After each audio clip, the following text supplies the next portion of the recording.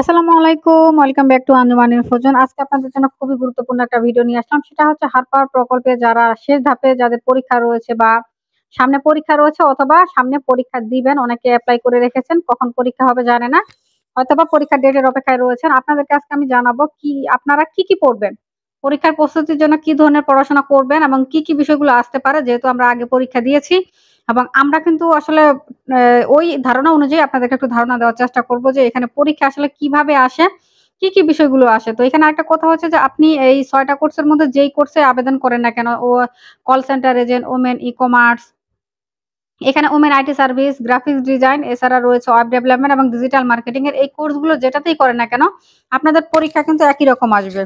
কারণ ওই যেই উপজেলায় বা যেই জেলা আপনি আবেদন করেছেন সেই উপজেলায় বা জেলায় যখন পরীক্ষা হবে তখন সবগুলো কোর্সের পরীক্ষা একসাথে হয়ে যাবে। একই কোশ্চেনের মধ্যেই কিন্তু পরীক্ষা হয়। তো চলেন দেখে আসি আপনারা কি পড়বেন আইসিটি বিষয়ে। আমি এখন আপনাদেরকে যে ধারণাটা দিব সেটা হচ্ছে আইসিটি নিয়ে কি প্রশ্ন আপনারা পড়বেন। আপনারা সরাসরি গুগল ক্রোম ব্রাউজারে চলে আসবেন আপনাদের মোবাইলের। এখানে এসে সার্চ বক্সে সার্চ করবেন ICT basic, ICT basic question, ঠিক আছে? আইসিটি বেসিক কোয়েশ্চেন এই যে দেখতে পাচ্ছেন আমি সার্চ করেছি।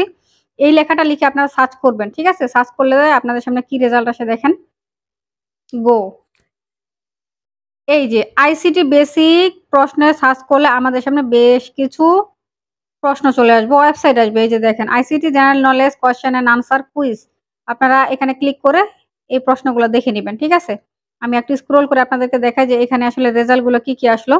এখানে রেজাল্টে দেখতে পাচ্ছি বেশ কিছু কোয়েশ্চেন আছে, ঠিক আছে? এই যে ওয়েবসাইট। তো আমি এই ওয়েবসাইটটাতে ক্লিক করলে এখানে বেশ কিছু কোয়েশ্চেন আমরা দেখতে পাবো এবং কোয়েশ্চেনের আনসারও দেখতে পাবো। আইসিটি রিলেটেড কমন কিছু প্রশ্ন যেগুলো কম বেশি সব জায়গায় আসে বা যেকোনো আইসিটি রিলেটেড পরীক্ষা দিতে গেলে এই ধরনের প্রশ্নগুলো আপনি পাবেন।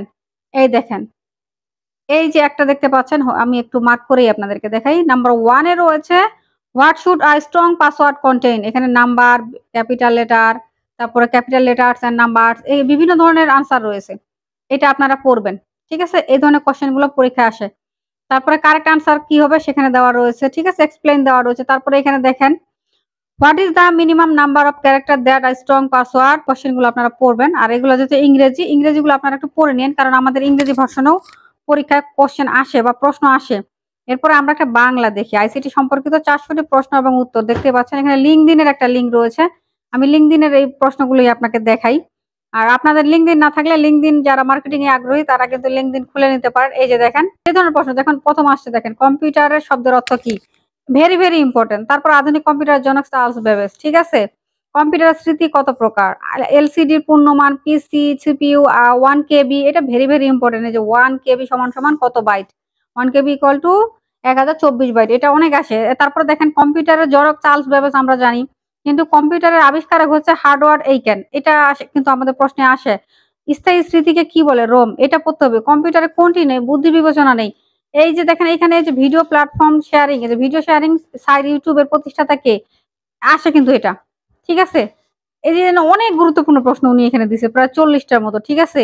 আপনারা এখান থেকে এভাবে প্রশ্ন খুঁজে বের করে পড়বেন। এই 40 টা প্রশ্ন পড়লে আমার মনে হয় এখান থেকে আপনি কম হলেও ৪-৫ টা প্রশ্ন কমন পেয়ে যেতে পারেন। এমনটা হতে পারে। একটু ব্যাক যাই। ঠিক আছে?